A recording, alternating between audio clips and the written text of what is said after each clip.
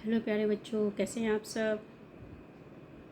तो चलिए आज हम अध्ययन करने जा रहे हैं व्याकरण सुधा, जो कि कक्षा 4 की हिंदी व्याकरण की पाठ्य पुस्तक है। तो चलिए बिना किसी विलंब के प्रारंभ करने जा रहे हैं।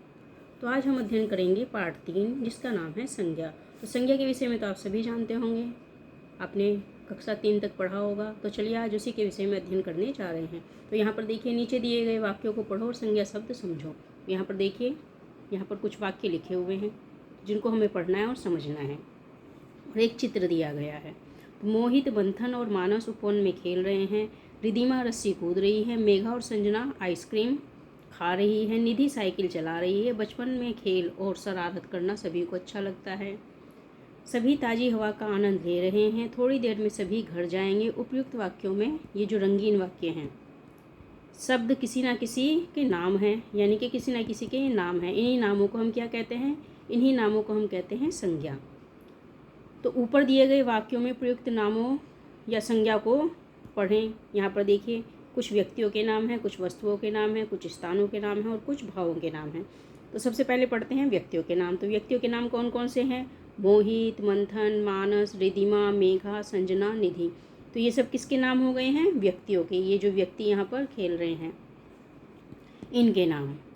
उसके बाद है वस्तुओं के। तो यहाँ पर बहुत सारी वस्तुएं भी हैं। रस्सी, आइसक्रीम, साइकिल, हवा जो कि अदृश्य है, तो ये सब इनके नाम हैं। इसके बाद हैं स्थानों के नाम। स्थान यानी कि जिस जगह पर ये खेल रहे हैं।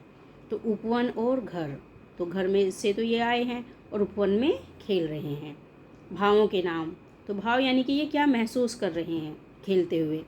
तो बचपन, खेल, शरारत, आनंद। तो ये इनकी अवस्था है। खेल खेल रहे हैं, शरारत ये कर रहे हैं और आनंद इनको महसूस हो रहा है। तो ये सभी क्या हो गए हैं हमारे? ये सभी हमारे संज्ञा शब्द हैं। तो हम कह सकते हैं कि जो शब्द किसी व्यक्ति, वस्तु, स्थान या भाव के नाम को बताए, उन्हें हम संज्ञा कहते हैं। तो हम संज्ञा किसे कहते हैं? व्यक्ति, वस्तु, स्थान या भाव के नाम को, तो उसे हम कहते हैं संज्ञा। तो आज हमने इसमें क्या जाना? संज्ञा किसे कहते हैं। अब है हमारे संज्ञा के भेद। तो संज्ञा के 3 भेद होते हैं। पहला व्यक्तिवाचक, दूसरा जातिवाचक और तीसरा भाववाचक। तो जितने भी व्यक्तियों के नाम होते हैं वो सब क्या होते हैं? वो व्यक्तिवाचक संज्ञा के अंतर्गत आते हैं। जैसे गुजरात भारत का प्रमुख राज्य है, गांधीनगर यहाँ की राजधानी है, और श्री नरेंद्र मोदी यहाँ के मुख्यमंत्री थे।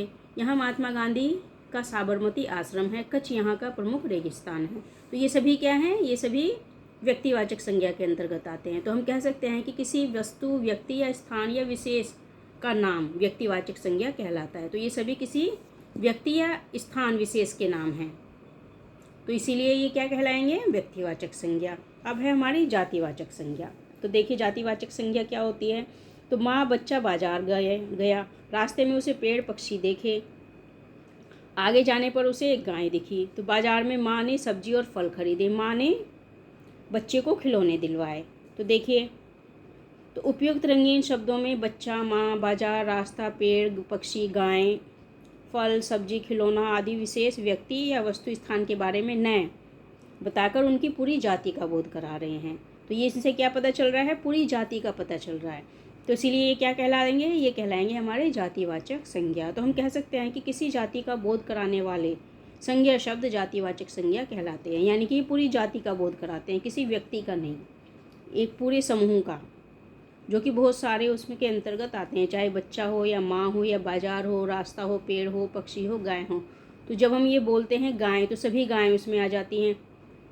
पक्षी बोलते हैं तो सभी पक्षी उसमें आ जाते हैं। पेड़ बोलते हैं तो सभी पेड़ उसमें आ जाते हैं। तो इसलिए हम इसको कहते हैं जातिवाचक संज्ञा, यानी कि पूरी जाति का बोध कराते हैं। तो चलिए अब आगे देखते हैं। अब है हमारा भाववाचक संज्ञा।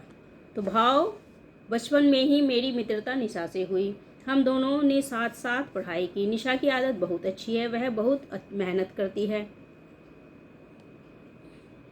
उसे लोगों की भलाई करना पसंद है। हम दोनों में बहुत एकता है, हम एक दूसरे से बहुत स्नेह करते हैं। तो देखिए, यहाँ पर क्या है? उपयुक्त वाक्यों में जितने भी रंगीन शब्द हैं, बचपन, मित्रता, पढ़ाई, आदत, मेहनत, भलाई, एकता, स्नेह, ये शब्द किसी ना किसी भाव के, गुण के बारे में बता रहे हैं। तो हम इन्हें केवल महसूस कर सकते हैं, इनको ना तो देख सकते हैं और ना ही हम इन्हें छू सकते हैं।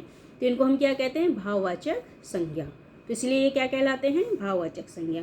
तो चलिए देखिए भाववाचक संज्ञा परिभाषित कैसे करेंगे। किसी भाव, गुण, दोष या दशा का नाम भाववाचक संज्ञा कहलाता है। यानी कि उसमें भाव होता है, गुण होता है, दोष होता है और दशा होती है, तो उसी को हम भाववाचक संज्ञा कहते हैं। तो भाववाचक संज्ञा को हम कभी भी छू नहीं सकते हैं और ना उसको हम देख सकते हैं, तो उसको सिर्फ महसूस किया जा सकता है, तो इसीलिए हम उसे कहते हैं भाववाचक संज्ञा। बच्चों, आज हमने इस पाठ में जाना संज्ञा के भेदों के बारे में। तो आशा करती हूँ पाठ आपको अच्छे से समझ में आ गया होगा। यदि समझ में आया तो चैनल को सब्सक्राइब कीजिए, लाइक और शेयर कीजिए, ताकि लगातार आपको इसी प्रकार से हिंदी व्याकरण के पाठ मिलते रहें। Thanks for watching this video.